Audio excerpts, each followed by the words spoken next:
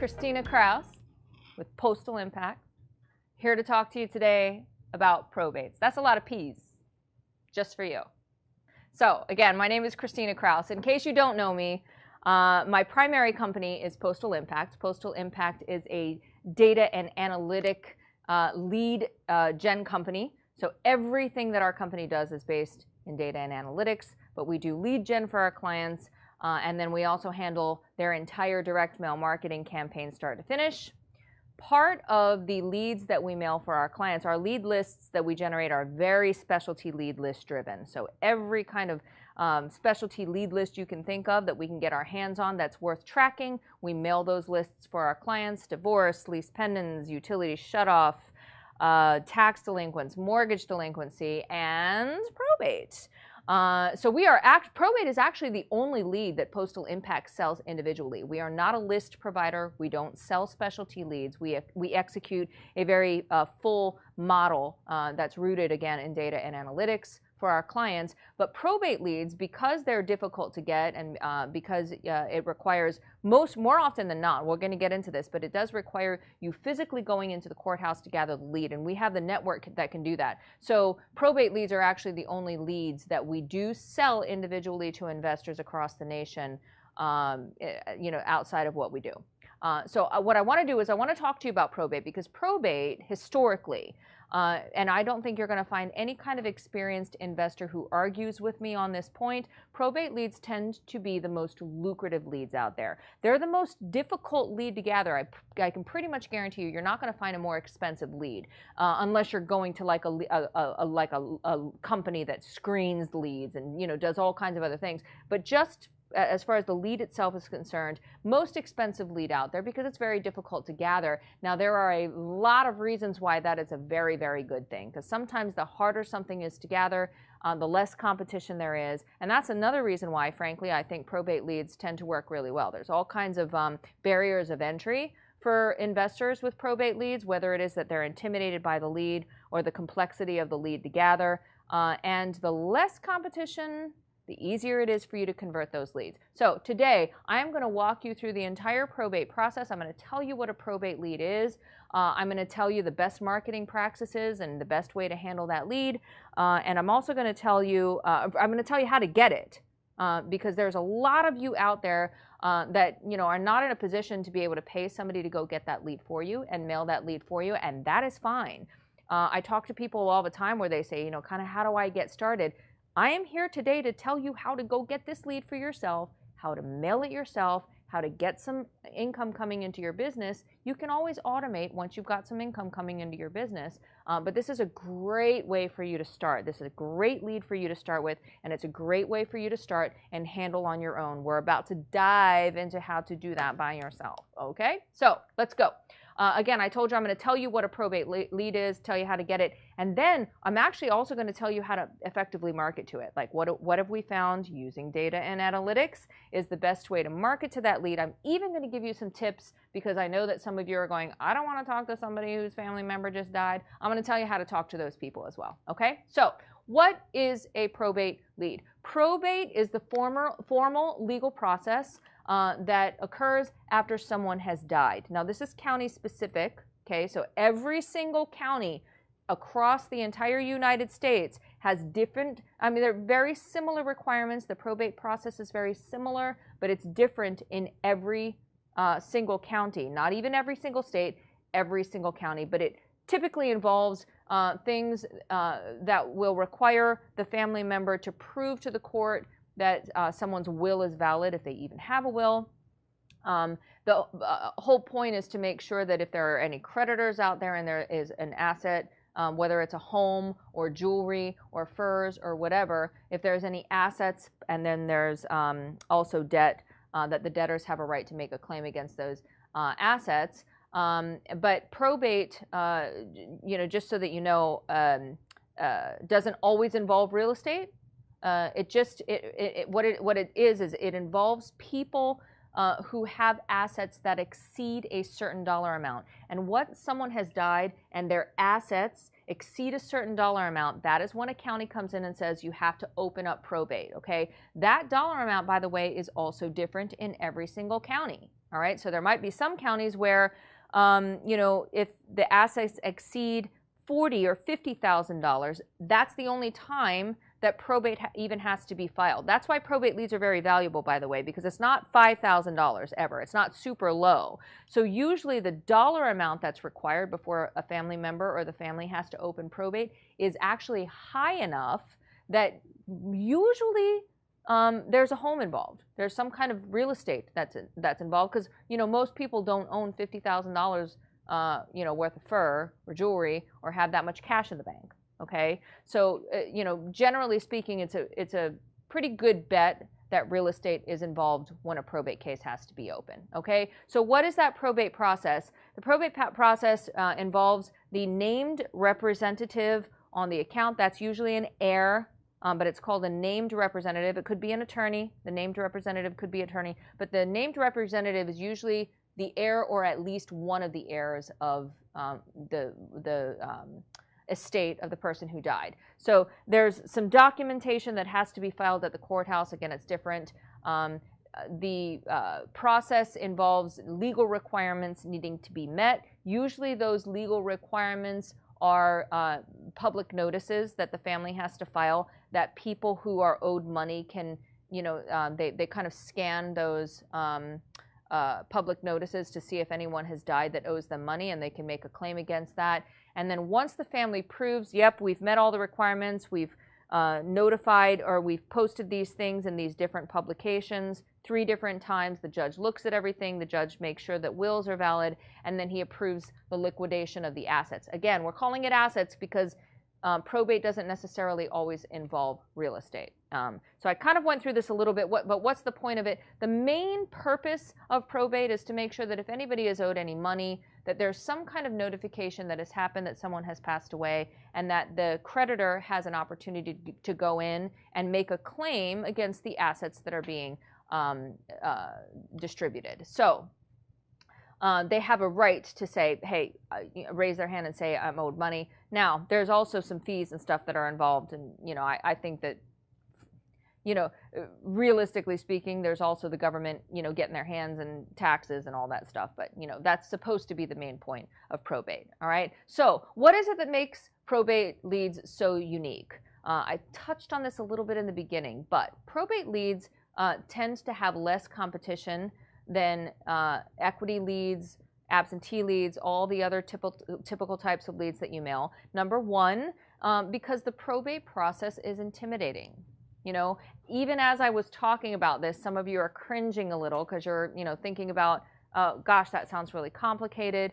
But most of the time people are intimidated because they're recognizing the fact that the seller or the person that they're actually going to be buying this home from is somebody who's lost a loved one. And that's an intimidating situation if you don't know how to handle it, right? The lead itself is very complicated to gather and to sort. So let me explain why. Probate leads in counties very rarely, in fact, I don't think they ever, it's not always it states. Probates are not always situations where someone has passed away.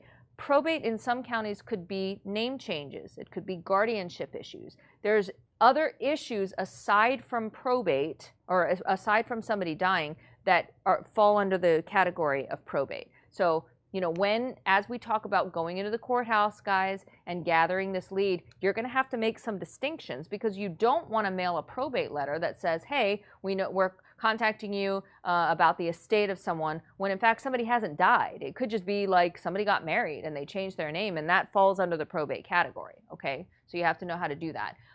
Also, probate is very time consuming. You know, this is not a list. Well, I mean, if you go to a list company, you can, you know, pay somebody to get the lead, but then it's very expensive. But it's very time consuming to gather. So it's not like going to ListSource and applying a filter real quick and out pops your lead. It's not that simple. The only way typically to gather the lead itself, in some instances, and we'll go through this, if you're lucky enough to live in a county where you can go online and gather the information, you could do that, but you still have to go online, and you typically have to manually go through all of the probates, pull out that information. 80% of the time, you actually have to physically go into the courthouse where these leads are housed, and you have to look through information, and you have to get the information that you need in order to be able to market to that lead, okay? But the biggest distinguishing factor of probate is the fact that, generally speaking, the reason why these leads are the most lucrative leads makes sense is because there's more equity typically in a probate lead than there are in the other leads that you're dealing with. And that makes sense, right? Somebody who has passed away is normally older. Very often there's very little to no debt on these leads. So one of the distinguishing factors of probate is that there's more equity, there tends to be more equity in those scenarios than in almost any of the other scenarios that you're going to be marketing to. All right? So probate sellers are also very uniquely motivated because, generally speaking, people who are selling a home that is in probate have, they're the heir of, some kind of asset. And, not to sound insensitive, but, they've hit a little bit of a windfall, if you will. There's not really a specific need. So it's not like a financially distressed lead or a divorced lead or an absentee lead where, there's a compelling reason why somebody needs to sell aside from the fact that they've inherited this home. But there's no pressure aside from them just wanting to be done with the situation. They're not financially distressed, okay?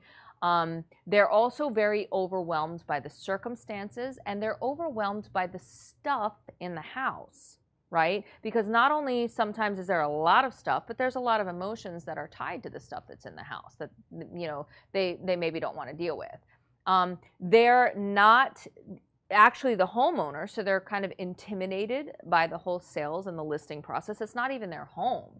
So there's kind of like this disconnect between their ability or their thinking to sell the home.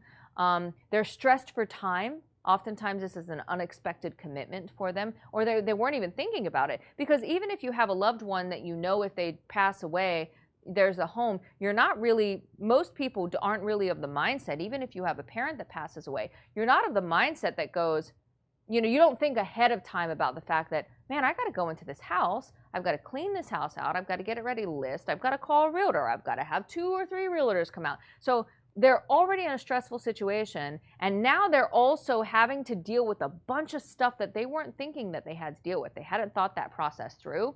And another reason why I think, by the way, I think this is a factor for how lucrative probate leads are, is that these people are not locked into a specific dollar amount. Again, remember when I said they've kind of hit something of a windfall.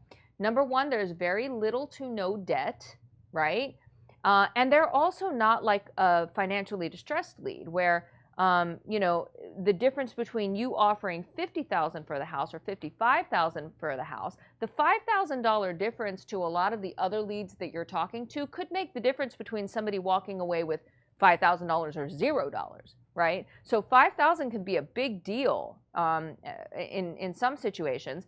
In a situation like probate, though, where again somebody wasn't really even counting on the money to begin with, the difference between $50,000 and $55,000 is $50,000 and $55,000. And these weren't numbers that these people had in their head anyway. So $50,000 sounds great, right? It doesn't come down to $5,000. So they're not locked into this specific dollar amount. All right. So let's get down to the meat. How exactly is it that you get this lead? So we've already talked about the fact that you can hire somebody else to get them for you. Not going to lie, that is very expensive. And that's because, generally speaking, somebody's going to have to manually go and do this work. There is no list provider out there that is a quality list provider. Okay, there are list providers that scrape data. We'll talk about that in a little bit, but the quality of that is very suspect. But if you want somebody to give you a quality lead, they have to go through the manual process to gather that information just like you would. All right, so it's expensive to do, which is why I want to show you how to do this yourself, because you can actually get these leads yourself. Everything that a probate lead company provider can do, you can do, and you could do it just as well. They can't do it any better than you can. There's a right way to gather the lead, and there's a wrong way to gather the lead, and there's not really any in between. All right, so you can do exactly what a probate list provider can do. Keep in mind, and I said this to you, that the rules for probate vary by county. So Just like the county, each county sets its own dollar threshold for having to file probate or not having to file probate. Each county also has its own set of rules for how you can gather the leads, how they house the leads. Every single county looks different. The good news is once you determine what the process is in your county, it's easy to duplicate over and over. Then it's just a matter of discipline. But you do have to understand going into it that you're going to have to take a little bit of time that first month to figure out where do they house these, where are these leads kept? What section is it in? Does the courthouse have rules about how you can gather the lead? I'll give you some specific examples here in a little bit, but just understand that I'm not going to be able to say step 1 do this, step 2 do this, step 3 do this. I'm going to give you some generalities, but there's going to be a little bit of a learning curve when you walk into the courthouse. You're going to have to figure out what the specific rules are for that particular courthouse. Okay, I talked to you about how expensive it is to gather the lead, and I'm just going to stick a pin right here real quick. There are probate lead providers that can give you probate leads, and that they might be able to charge less money for the probate lead, but you have to be very, very careful, because a lot of probate lead providers out there, a good number of probate list providers out there, are scraping public notices. Because remember when I told you about the probate process itself? What happens in the probate process itself is usually the family member or the named representative has to prove that they put public notices out there that basically says, hey, so Jane Doe has died and she had assets. So if there's a creditor out there that needs to be paid, I'm putting you on notice that Jane Doe has died. Each county has, generally speaking, a list of publications that the family can choose from. So it could be newspapers, journals, publication, online services. But that county will say, okay, family, you have to prove to us that you put 3 different notices in 3 different publications. And what a lot of list providers do, and they have to do that a certain amount of times too. It's not usually once. It's normally like 3 times. So what a lot of these list providers do is they scrape the public information for people who are in probate. Now, it's not necessarily incorrect information. It's just not the highest quality information. Because think about this. If you're not going directly to the courthouse and getting all of the leads that were filed in the month of, if we're in the month of, what are we in right now? July. So right now we're in the month of July. So if you were going to go into the courthouse, you would be gathering the leads that happened in June, because you're going to go every single month to gather these leads to stay on top of them, because there's something about getting to the lead as quickly as possible. So if you were going to go gather the lead, you gather all of the probate cases that were opened in the month of June. Okay. The problem with list providers that scrub public notices is, what happens if this person came from the 3rd notice that the family member put out? You could be 5-6 months into the probate process before you ever start marketing to this lead. You are behind the 8 ball. All right. So it's just not a good quality way to gather the lead. You're not going to get everything. You're going to get some of it. You're not going to get all of it. Okay. So let's talk about how to actually gather the lead. There are instances when you can get everything that you need to market to probate online. Okay, I'm going to tell you how to figure that out. But the bad news is, and actually I think this is good news. I'm going to tell you why. But only about 20% of counties provide that information online. It's still a manual process to gather it. All right, you still have to go online and you have to click through and you have to get the information that you need. But you're not going to have to physically drive to the courthouse to gather them. So when you're talking to a list provider, there might be a difference in the pricing. So if a list provider can get the information online, then the lead might be a little bit less expensive than if they actually have to hire a human being to walk into the courthouse to gather it for you. But here's the thing. Where I live in Delaware, you have to physically walk in to gather the lead, and I actually prefer that. It's more expensive to do it. But the reason why I actually prefer to pay more for the lead and have to walk into the courthouse is because if you think about it, if the lead is available online, the barrier of entry is lower, which means that more people are going to be marketing to this lead. than would be marketing to it if they have to physically walk into the courthouse. So as far as I'm concerned, the harder it is to gather the lead, the better it is, because the fewer people are going to do it, and successful people do what unsuccessful people aren't willing to do, right? So if you're going to go online, and you need to do this anyway, because if you're starting from scratch, you have to go on, you're going to have to go through this process to see if you can even get the information online, because if you can, obviously you want to get it online. But you're going to Google the name of your county, state, and the words probate court records search, okay? You're going to familiarize yourself with the county-specific coding and definitions. Now, remember when I told you that probate isn't always a state. So the first thing that you're going to do is you're going to Google that. You're going to have to be intuitive about this, okay? You're going to Google probate court records search. You will be able to determine, you're going to have to be intuitive and dig around a little bit, but ultimately you're going to be able to determine in your particular county, and it's not state, it's by county, so if you're working multiple counties, you're going to have to go to each different county and get this information. But you're going to be able to just kind of like follow, you know, their process to see if that information is even available online.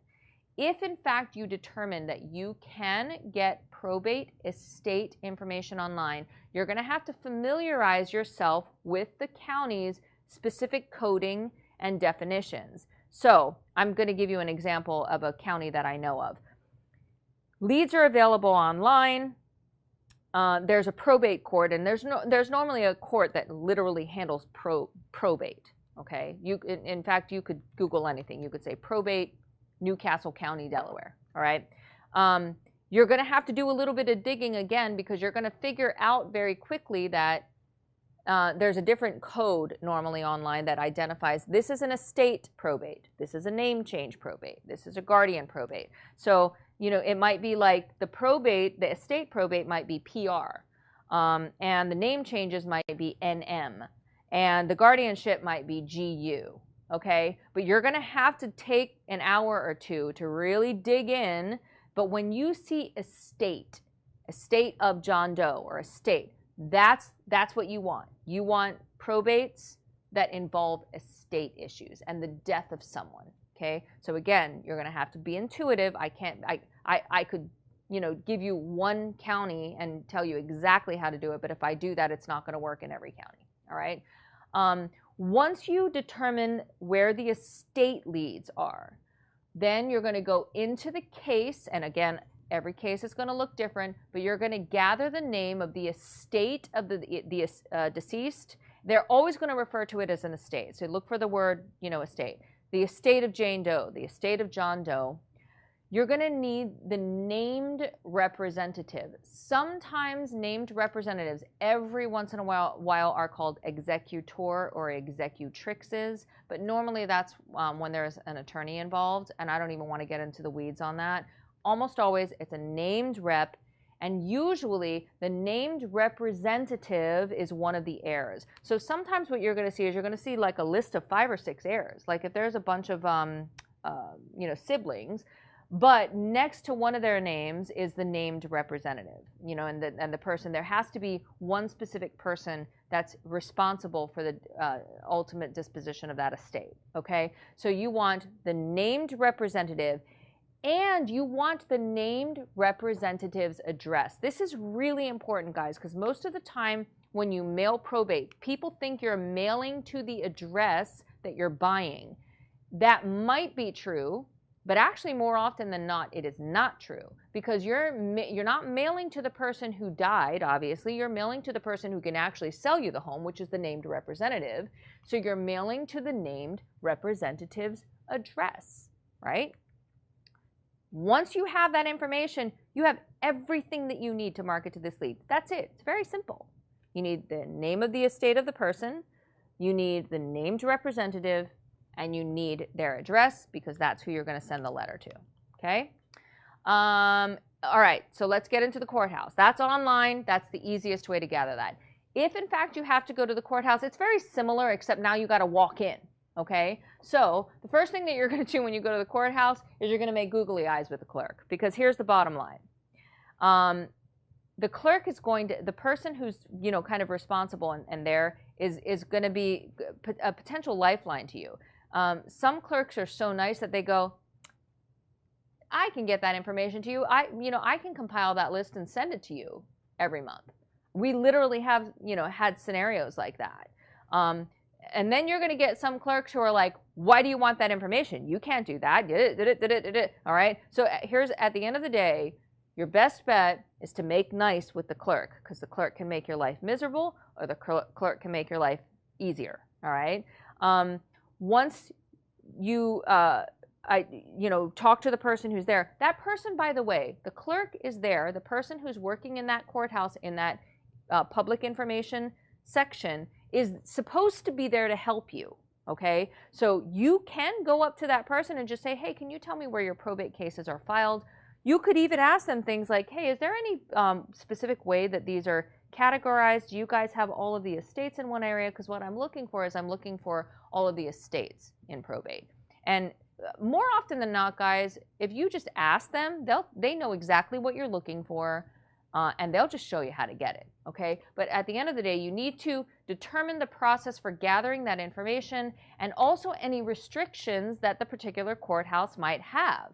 Now, this is where it can get really tricky, because there are some courthouses that won't let you take any electronic, for example, into the courthouse, not even a phone.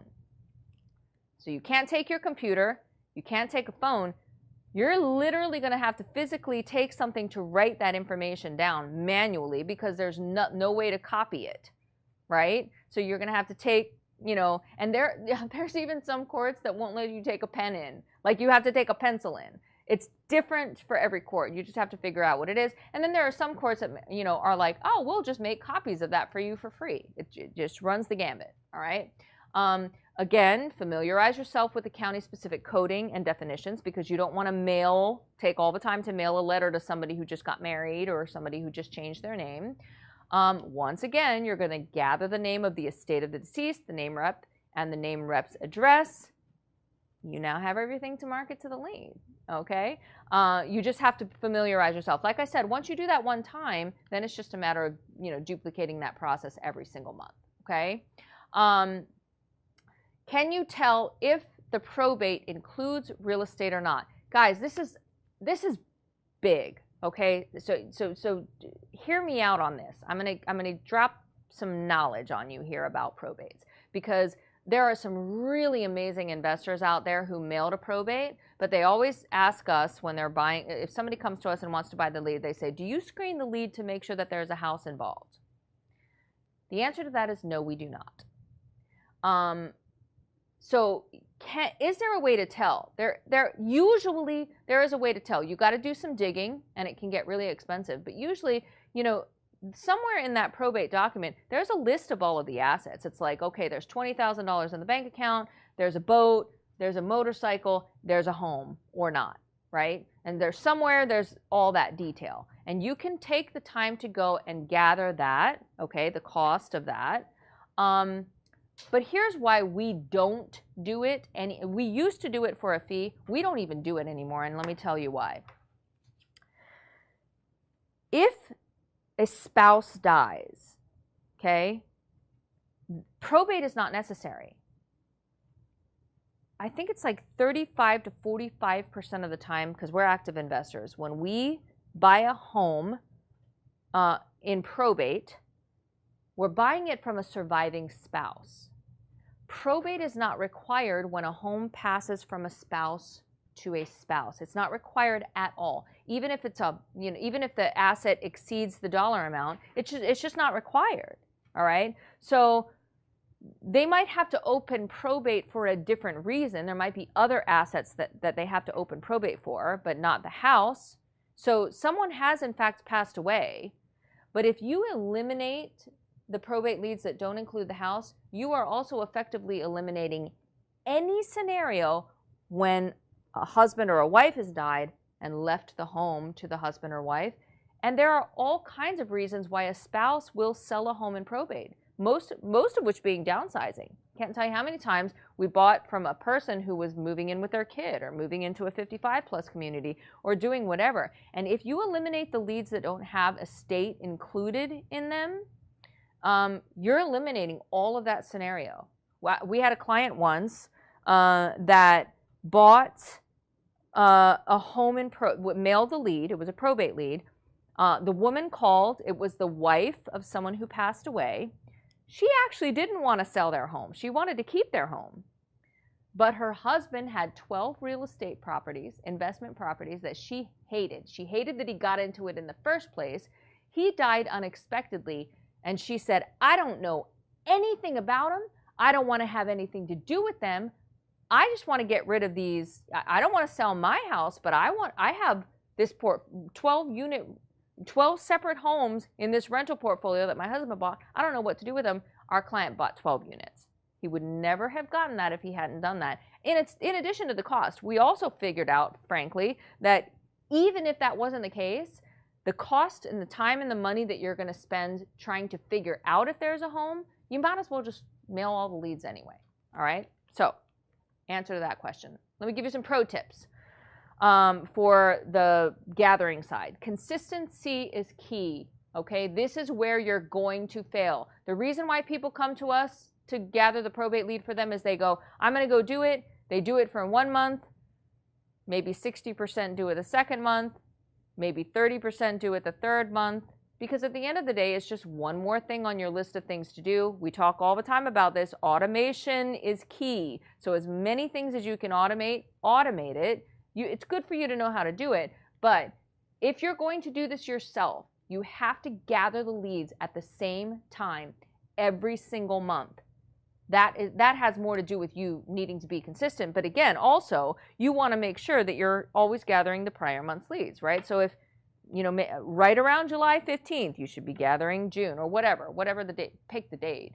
And by the way, sometimes that date is going to be determined by the court and how they report that information. Because if they're reporting that information manually, you might not want to go in on July 3rd because they might not have all the June leads in at that point. Again, you'll get to know that process once you get in there.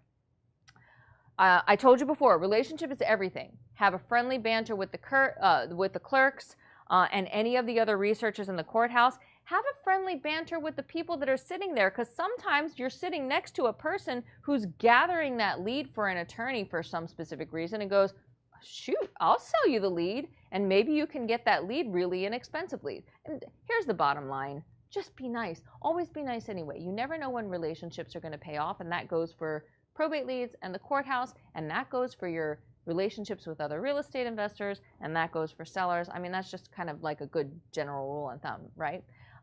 Also, make sure that you get to know the lingo of that particular courthouse. So, are heirs named representatives, or are they executor or executrixes? I'm going to hope and assume that just anything that you do, once you put your mind to do something, learn as much as you can about that. I don't care if it's probate or other list pulling or anything in real estate. Always be educating yourself, and just the more that you know, even if it's not something that you're doing, the more effective it makes you overall as a real estate investor. Okay? So I have the lead. Now what do I do with this lead? What's the best way to market that lead? And of course, what you're going to do is you're going to mail it, right? What we have found, best practice, is we send probate leads a total of 4 letters, each letter spaced 6 weeks apart. Okay? Any more than that, well, and this is actually kind of important because probate tends to have a life cycle. All right, probate leads, you know how people always say you keep mailing a lead over and over and over and over until they tell you to take it to stop mailing that.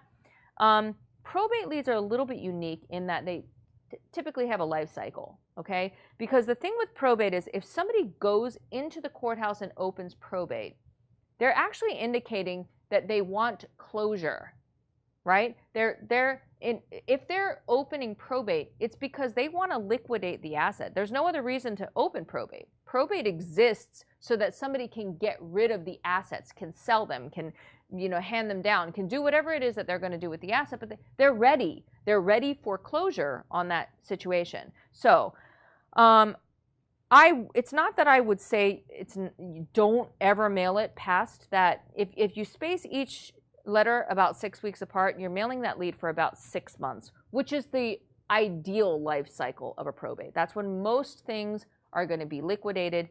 If you're going to drip it beyond that, you can, and I'm not saying there's no value there, but I would probably not continue to drip it a letter and spend the money on a letter, I'd probably just go ahead and put it into some kind of postcard sequence that you have and just mail it a generic postcard. If you're going to do it at all, we actually don't. We've determined that there's not enough value to continue to mail, this particular list over and over and over, because the likelihood that that asset still exists a year from now or 2 years from now when somebody said, I'm ready to sell today, the likelihood that that asset is still there, that house is still there a year or two from now is not high, okay? So each letter spaced 6 weeks apart. The important part of that piece is that you're hitting the seller at different points throughout the probate process. So usually the highest converting letter for us is actually the third letter. It's important to get in front of people, but it's actually the third letter that tends to make the most money for us. And the reason why is, if you think about this, if somebody goes into the courthouse today and they open probate, so within 30 days you're sending them a letter, technically that family is still in the probate process. They really can't even technically sell the house, because in order for the judge to sign off on them selling the house, they have to prove that they've hit that lead, they've gone through the notification process, right? So you want to get in front of the lead as quickly as possible, but the truth of the matter is, it's going to be a while. It's going to be a little bit. It's going to be a month or two before that person can actually even sell the home. And that's why you need to drip it at different points, because, maybe this is a really clean case and the judge signed off quickly, or maybe there's complications and it took 3 months or 4 months for the judge to actually sign off on them selling the home. There's no way for you to know, but that's why you have to drip it multiple times. So you hit the seller at different points throughout the probate process, and then you also are hitting the seller. I talked about this in the segment about direct mail. You're also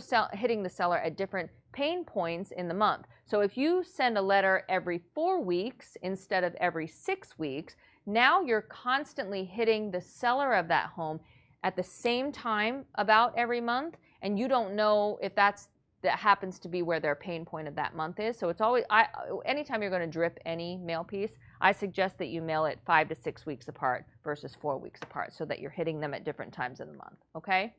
So people always say, what should the message of the letter be? What should the letter say? So the first thing that you're going to do is you're going to choose your style of letter, whether that's professional or personal, okay? That's more, I'm going to say that you really need to let your personality determine that, but also the culture of your area. So for example, in the Northeast, anytime you send somebody a letter, what we have found is that a more professional, bigger company feel just tends to work better in the Northeast, whereas in some of the southern states, like a Joe Blow kind of letter tends to work better. Here's the bottom line. If you know the answer to that question, then tailor your letter. If you don't, try a couple of different things and just see what tends to work better, okay? Check your tone on the letter. Don't be sappy or overly sympathetic. I can't tell you how many times I see probate letters and they're almost embarrassing. It's like, I'm so sorry for your loss. I'm devastated that this person has died. Guys, that's not genuine, and it just comes through. It sucks. No, I mean, the situation sucks anyway, but then honestly, if you got a letter from a complete stranger who was offering to buy your home and they were like, oh, I'm so devastated for you. I understand how you, I mean, go on and on. I mean, people just, because it's too much, and the truth is it's disingenuous, because there's no way you could have that much emotion about somebody that you don't know about, right? So you want to address the situation, you want to be sensitive, but don't be overly sappy or overly sympathetic. Be super clear about the service that you offer, all right? Just say, hey, we buy homes in any type of condition. Maybe this fits your circumstance, maybe it doesn't, but if it does, please feel free to give us a call, and be super clear in that letter about how they can contact you. I also suggest that the letter be as concise as possible. Probate letters for us tend to be a little bit lengthier than our typical We Buy Homes letter. We personally reference the estate. We're contacting you in reference to the estate of da-da-da-da-da. We're a local company who buys homes. Don't know if that fits your situation, but this is what we do, that kind of thing. And then if you're overly in your head about that message and referencing the estate, what you also could frankly do is you could just mail a regular We Buy Homes letter. We like to reference the estate so that the person knows what we're referencing, but you could just mail a letter. I mean, at the end of the day, if somebody wants to sell a home, they're not gonna, the message isn't not gonna resonate with them because you didn't reference the estate. They're not stupid. You know, if they have to sell a home and they get a generic We Buy Homes letter, that works just as well. Okay, so again, when it comes to the messaging, I think it's just really important that you're true to yourself. If you are a super casual person and you're really informal, don't send a professional letter because that's not, it's not a fit for you. You know, you want to make sure that it just kind of fits your own style. If you're going to be casual when you answer the phone, maybe your letter should take a little bit more of a casual tone as well. You want there to be consistency. Okay, so what kind of mailer do you use? First of all, I will tell you this. You can send a postcard, but we don't generally send postcards to probate again unless it's way down the road and we're just dripping it. And if you're going to mail a postcard, mail a generic postcard, whatever you do. What I would not do is I wouldn't send a postcard that references the death or the estate in any way just out in print on the postcard. If you're going to mail a postcard, just mail a regular We Buy Homes postcard and hope that that message resonates, okay? If you're going to send a letter, what we do is we use a small invitation style envelope. I've provided pictures here of these are actual letters or examples of the mailers that we use. What we find, just generally speaking, that works, if you can see the grain in that craft envelopes work really, really well. And envelopes that have that little fiber, the grain or the fiber in it, for whatever the reason, those test really well as well. I've showed you a picture of the back of the envelope. Generally speaking, this is not just for probate, by the way. If you're going to send a letter, we find that Euro flap, that flap that has the pointy edge, works better. And if you can seal it with a sticker versus sealing the envelope shut wet, for whatever the reason, that decreases the barrier of entry to the letter, and that also works better for letters as well. You make sure you use a first-class stamp. Don't use any kind of pre-sorted stamp. Use a live first-class stamp, and then, like I said, seal the envelope with a return address sticker. Okay, so some pro tips. A2s tend to work best, the small invitation-style envelopes. You can mix up the stock. You can mix up the colors. I talked about that. The handwritten address, we have a whole army of people that still physically handwrite addresses on envelopes for people. If you want to, you can use a font or whatever, but I really highly suggest a handwritten letter. That tends to work best. You want to make sure that it's not too perfect, you know, so that it looks like it came off of a computer. Think about your ink. Make sure that your ink aren't odd colors. And then I always say, for the love of God, track your results. What's working, what's not. Try different kinds of letters and see if it affects your response rate. Try different kinds of envelopes and see if it affects your response rate. The bottom line is, in everything that you do, I can't help myself because everything we do is rooted in data and analytics, and I understand the power of it. Just constantly test and assess. Don't go by your gut feel. Test it. You know, we're talking about 100 to 200 new probate leads a month. We're not talking about a lot of leads. This is a very, very easy lead to test and track and assess. Okay? Lastly, I'm going to get into a little bit and just touch briefly on how to handle the call because this tends to be a real big sticking point, and this is why a lot of investors won't market to this lead at all. They're intimidated about the scenario of the lead. They're like, I don't want to talk to somebody whose loved one passed away. That's going to make me feel icky or whatever. So I'm going to give you some tips for handling the call on here. So the first one is pretty obvious, but I'm going to tell you right now, pick up the daggum phone. Okay, people always say, like, how do I differentiate myself from my competition? I get that question all the time, and I know it's annoying when I say it, but I'm going to tell you right now, if you will pick up the phone when it rings, that alone will probably put you ahead of 75% of your competition. It is beyond me. I cannot tell you how many times, and I know this even from my own clients. People say it all the time, like, I got a letter, I tried to call, nobody picked up, nobody called me back. Guys, if you're going to spend the money doing this, do it. You know, do a good job and do it. Pick up the phone. It's intimidating, and sometimes that's why you avoid picking up the phone, and you're like, I don't want to talk to them, I'm going to let it go to voicemail. I'm telling you right now, The best way to differentiate yourself from your competition is to actually pick up your phone.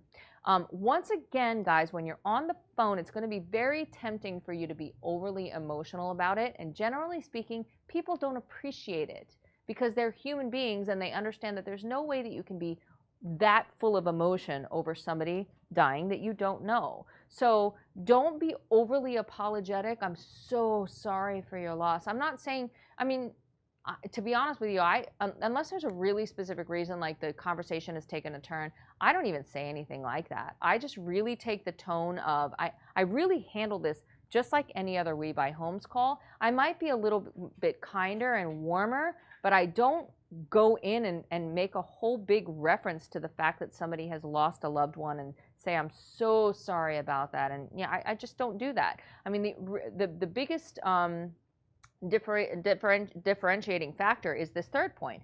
Emphasize solutions that will speak to this particular seller's pain point. That's the way that you're going to customize this. You're not going to customize the conversation beyond your typical We Buy Homes call by being overly sappy. You're going to speak, though, to what you already know is very likely this particular seller's pain point. So when I'm talking to somebody on a probate call versus a regular call, I emphasize the fact that, you know, you can take whatever you want out of the house and you can leave whatever you don't want. We want to make this process as easy as possible for you. So, you know, you go in, go through the entire house, take what you want, leave what you don't. We'll handle the rest. Because that's a really big pain point, right? This is an emotional time for these people, and going through all of that stuff is very emotional. Another thing that comes up a lot, by the way, in this is that you know, these homes are going to look very similar. The type of home that you're going to buy in probate is still very similar. It's usually a distressed home. Oftentimes you're dealing with hoarding, or, you know, a lot of stuff, even if it's not hoarding like this horrible hoarding. So oftentimes the heir is going to be embarrassed about it. So what I try to do is to, you know, downplay that. You know, like, hey, this is what we do. So, you know, they might say, man, there's so much stuff in there. Oh my gosh, that's not a problem for us. This is what we do. You know, that doesn't bother us at all. The same way you would when you walk through. I can't, you know, I don't walk through many homes anymore, but I remember back in the day when we used to walk through homes and, you know, you're climbing mountains of stuff and it smells so bad because of all the cat pee that you could barely, and you're like, and they're like, oh, I'm so sorry. I'm so embarrassed, especially if that's their home. And you're like, oh, I see this all the time. It's no big deal.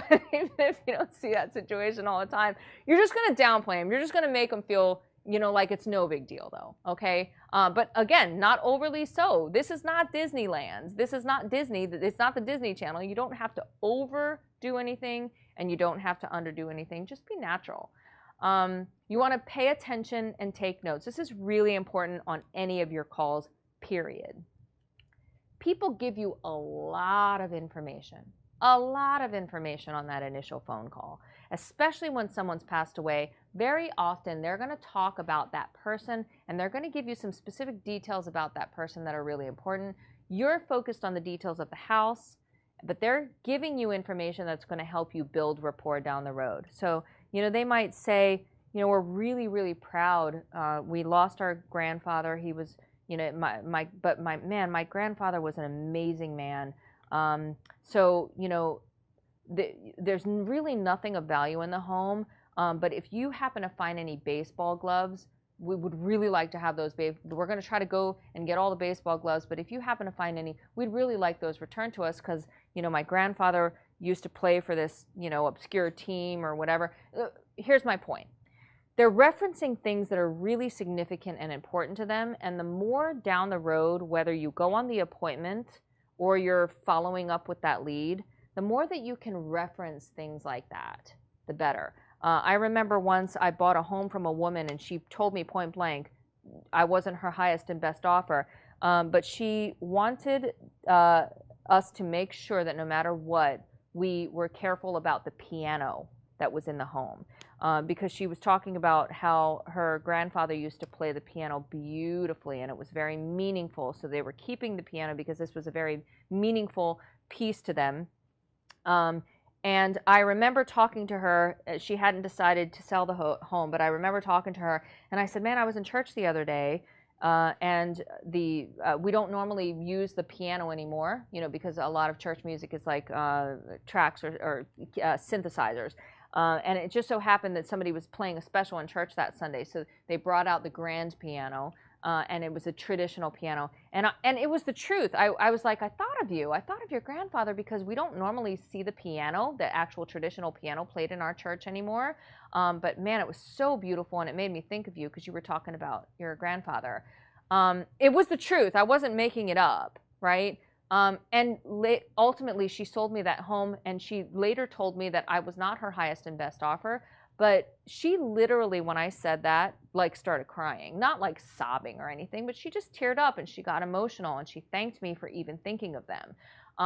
So pay attention, man. Pay attention to the things that people say.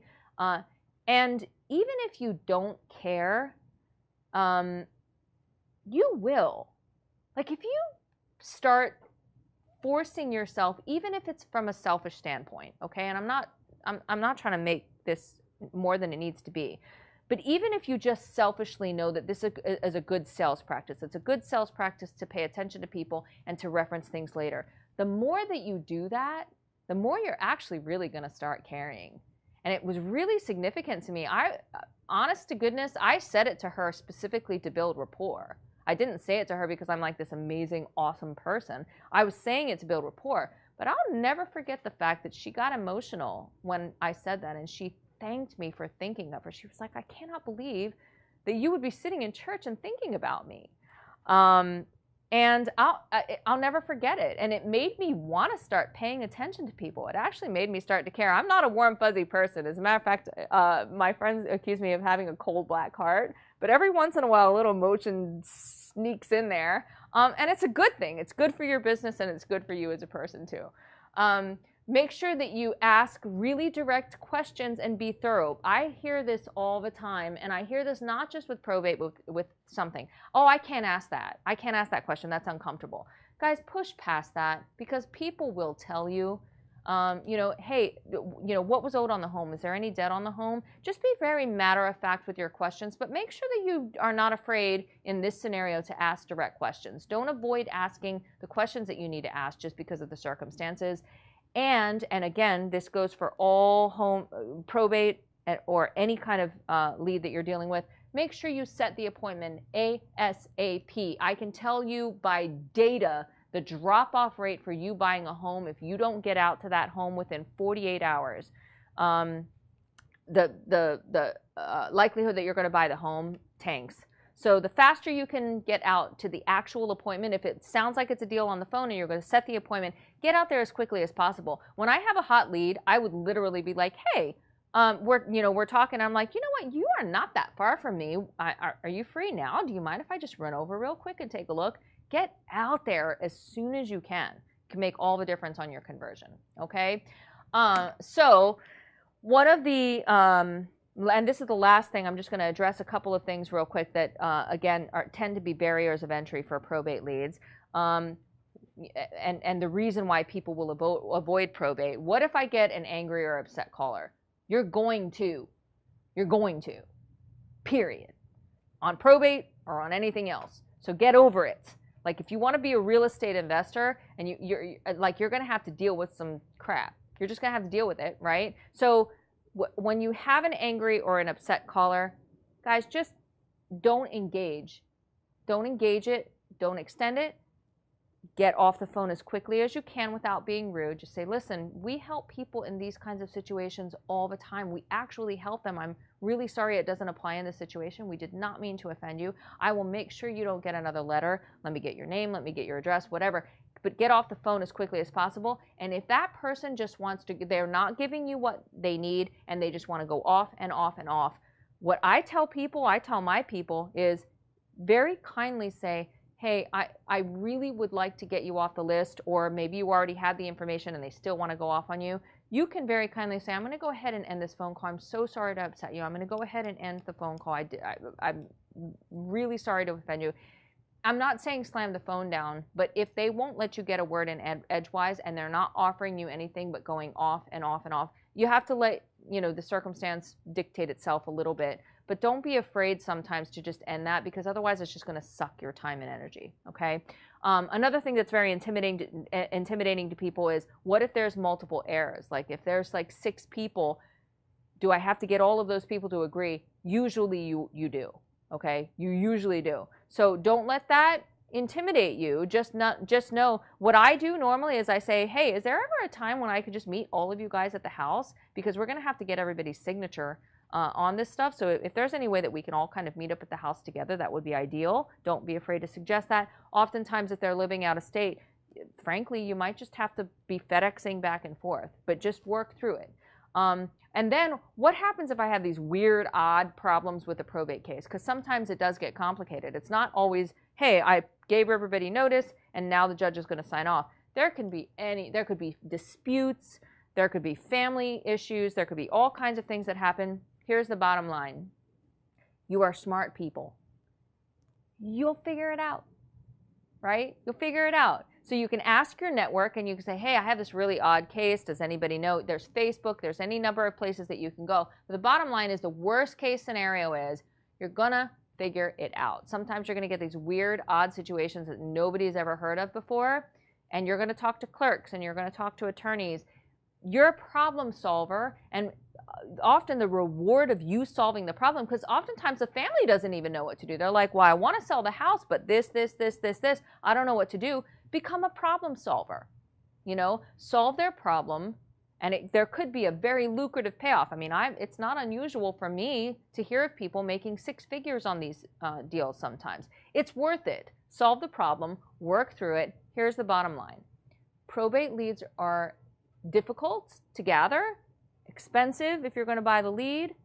There's a little bit of complications in the scenarios and things like that, but they are worth it. Most lucrative lead out there. And if you are committed to being a successful real estate investor, then all of those little issues are not going to intimidate you. You know this is a profitable lead. Just go out and get it done. All right, guys, we'll talk again soon.